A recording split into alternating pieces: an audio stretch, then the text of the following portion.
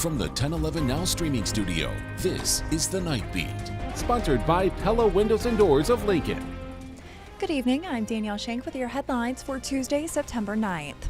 Habitat for Humanity of Lincoln's Restore is closed for about 1 to 2 weeks after a fire caused thousands of dollars in damage.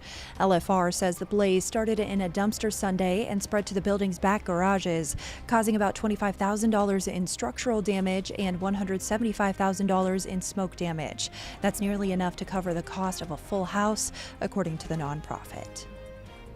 It puts us in a place where we're going to need some donations. We're going to salvage as much as humanly possible. We're going to be working with people that can clean it, try to get any smoke smells out of it, but there's a lot of it that's not going to be usable, so we're going to need some support from the community. The Restore hopes to begin accepting donations just before reopening. Details on how to donate are available on our website. Now, 4 people, including 3 children, are expected to be okay after an SUV rolled in Havelock near 66th and Logan just after noon. Police believe a black Ford SUV hit the gray Chevy SUV in the intersection, causing it to flip. One child was taken to the hospital but is expected to recover. The other driver was unharmed. Turning now to McCook, where Red Willow County leaders are raising concerns over plans to turn the work ethic camp into an ICE detention center dubbed the Cornhusker Clink.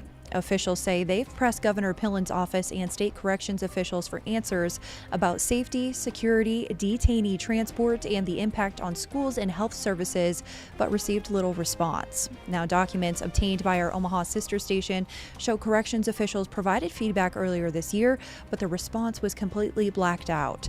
More records are still under legal review. The facility is expected to open within the next 45 to 60 days. Back in Lincoln, a manufacturing plant is transitioning to a distribution center, eliminating about 100 jobs.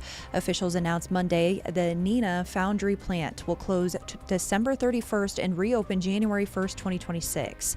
The plant, which produces cast iron manhole covers and other specialty castings, will keep its customer service team in Lincoln.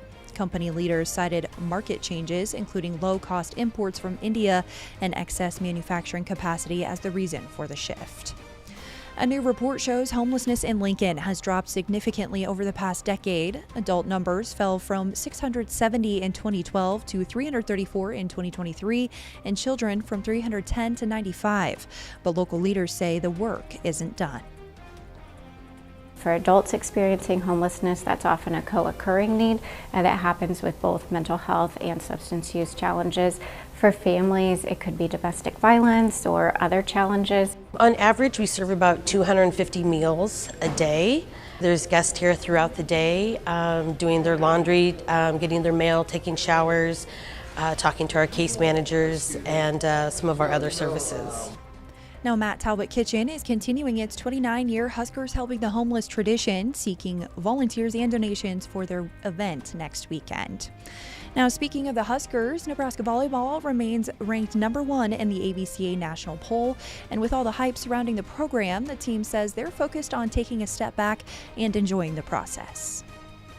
Danny just really makes an emphasis of take it all in, smell the roses, like enjoy what we're doing and enjoy that you're even in this position. And she's like, I don't want it to be a relief that we win. It should be super exciting. I want our team to be playing free and enjoying every minute, and whether it's a big opponent or a small opponent, that we are taking it for what it is. Meanwhile, the Husker football team looks to keep its momentum against Houston Christian this weekend after nearly putting up 70 points against Akron last week.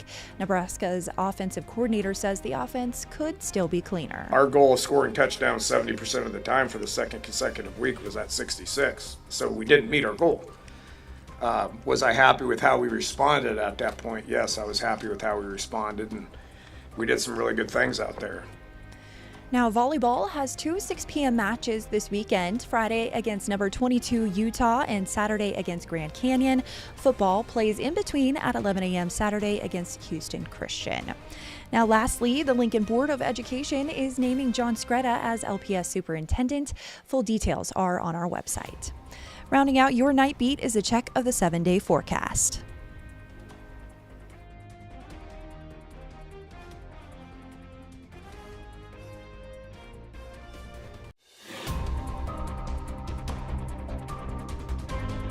You've been listening to The Night Beat. Sponsored by Pella Windows and Doors of Lincoln. Watch, listen, and stream on the 1011 app on YouTube or wherever you get your podcasts.